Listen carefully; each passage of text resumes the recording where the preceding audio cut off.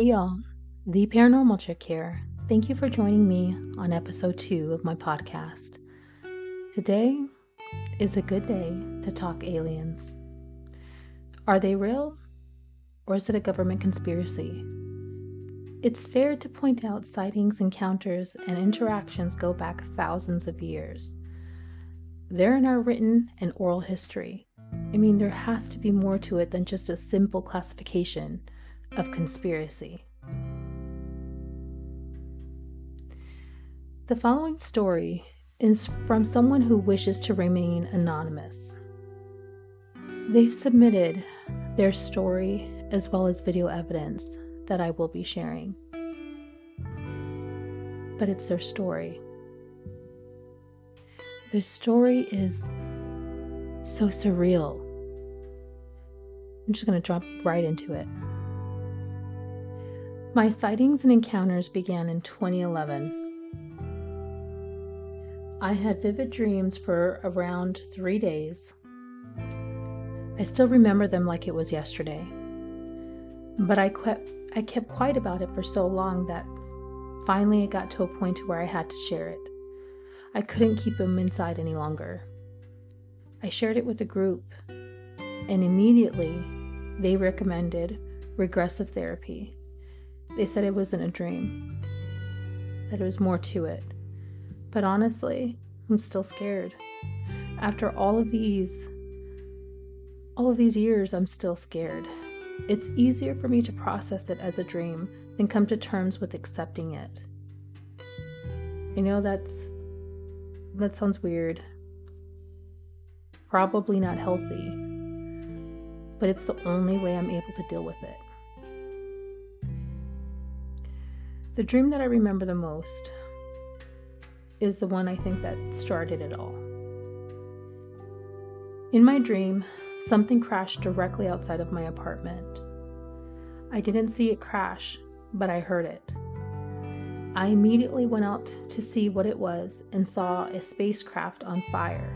It had crashed into a tree in front of my apartment. I remember running up to it and telling the being to hurry up and get inside. It needed to hide before the military showed up. Believe me, I know it sounds like a sci-fi movie, but it was so clear, so real. It felt like it was something more.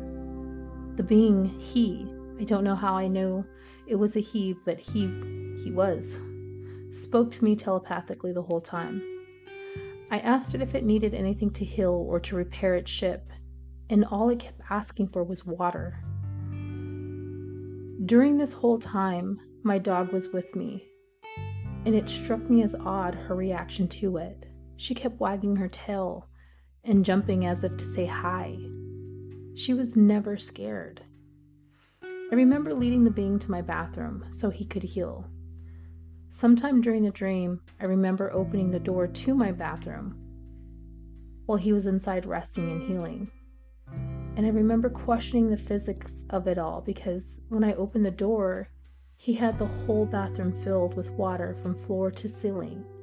And the weird part is it was like in a cube form, and it was sealed within the bathroom. I honestly kept expecting it to spill out, but it never did. And in the center of all the water mass was the being. He was floating in a fetal position, healing. I must have lost some time because the next thing I remember is it was leaving, and I had asked him to take me with him. That's when he turned and looked at me, and telepathically he said, "It's not time." He walked out of my apartment.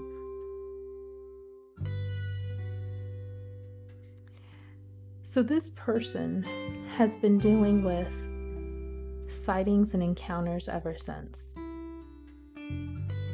But most recently, from 2022 to current day, the sightings have picked up. I'm sharing videos provided by the eyewitness, and in one you can clearly see multiple orbs in the sky overhead. They are not balloons, nor are they military aircraft. They're not airplanes. There's something other, and there's a lot of them above them. The sightings have occurred at their home, at their work, even when they're out as a family. And it's always the same type of orbs, which leads me to question, are they being targeted? And if they are, why? They do continue to have dreams of encounters with these beings, and in some of them, they enter their home, and others, they just can't remember them. We can easily write this person's story off as fantasy or an overactive imagination. I mean, that's the easy route, right? We can continue to bury our heads in the proverbial sand, or we can take it maybe a little bit of a harder route and open up our minds to the possibility of more. I mean, would it be that scary if we truly realized we are not alone in our amazing, vast universe? Couldn't God, in all his infinite glory, have made other beings and species? These are questions we as humans have asked over and over. Yet we see the proof with our own eyes. We've seen it in our skies. We see it now in all these video recordings. I mean, honestly, guys, there has to be a time that we finally say, the duck really is a duck. But it's harder to say, no, it's not real. It's a government conspiracy. There's nothing out there. That's really honestly the easiest route. And that's really the narrative that's being stated out there right now. Nope, it's a conspiracy. It's the government. It's ultimate control. No, well, these sightings go back to literally the beginning of time. There was no government control back then. There was no United States back then. It's definitely something more. This family's story hit a chord with me. Because if you remember, for those who may not have heard this next story, the Sutton Farm in Kentucky in the 40s, they literally had a shootout with aliens. So if it was a family of about 7 people, there was about, I believe it was about 5 adults and a handful of children. They were out in the middle of nowhere, small rural area in Kentucky. Their farm was, a couple hours away from town. One night, the family heard a crash. They heard a crash out in their farm, and the men went to investigate. And as the story goes, is they rushed back to the cabin, got everybody into the cabin, and boarded it up. They saw something. They didn't know what it was at the time. They just had to get everybody into the home, it was a 1-bedroom cabin, and board everything up. All the men took out guns, put everybody in the middle of the living area, and they basically covered each window with somebody with a rifle.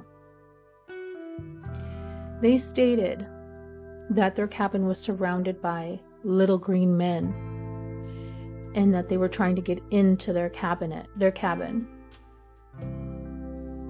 That they started with the door, and they heard them on the ceiling. They heard them rattling the windows. The men of the home eventually began shooting, and they began shooting from the inside out. This siege lasted a couple of hours. And then into, I believe, a couple of days. The men were finally able to get the family out and get them to town, and I believe it was about a day or so later.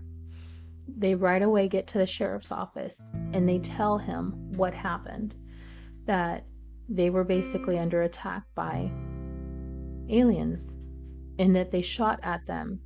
Of course, nobody believed them. They were poor farmers living out in the sticks. Already you have a bad rep just because you're poor. But the sheriff and its deputies went out to investigate. And they found that the Sutton family wasn't lying. They first noticed that when they went into the cabin, all the bullets and the shooting was from inside. They had boarded up the home as if they were being attacked, and all the bullet holes were coming from the inside. Now, the sheriff did search the grounds, and they found up in a little clearing area a circular brown patch on the ground. They never found the craft, but they found evidence of something other. The Suttons ended up leaving their farm. They never went back, even generations later. They talk about it, but they have never gone back, nor have they ever reneged on their story, their memory of what happened that night. Were they being attacked? I don't know. But they did shoot out, and they did shoot at some things. We'll never know. But that's just one of hundreds of stories of people who decide to come forward, and some who do not. They can't be wrong. They can't just be seeing stuff or making it up. Why? Who would it benefit? It wouldn't benefit them. If anything, they would be pariahs in their communities. And some, even now, you have the ability to lose your job because people think you're weird or something's wrong with you. You have so much more to lose than to gain. I don't know, but those are my thoughts. That's all I have for you tonight. As always, tell me what you think. I want to hear it all, the good, the bad, and even the ugly. If you have your own story, your own experience that you want to share, send it to me. I would be happy to share it for you, and you can remain anonymous. My email is theparanormalchick@gmail.com. You can view this full episode along with the video evidence on my YouTube at The Paranormal Chick. As well as don't forget to follow me on all of my other social medias, TikTok, Twitter, Facebook, Instagram, the one and only The Paranormal Chick. Stay safe, and I will see you guys tomorrow for episode 3, where we will dive deep into the myth of the Mothman Demon. And I said demon because that's exactly what he was. If you don't know who he is, join me. I'm gonna blow your socks off tomorrow. Thanks, guys.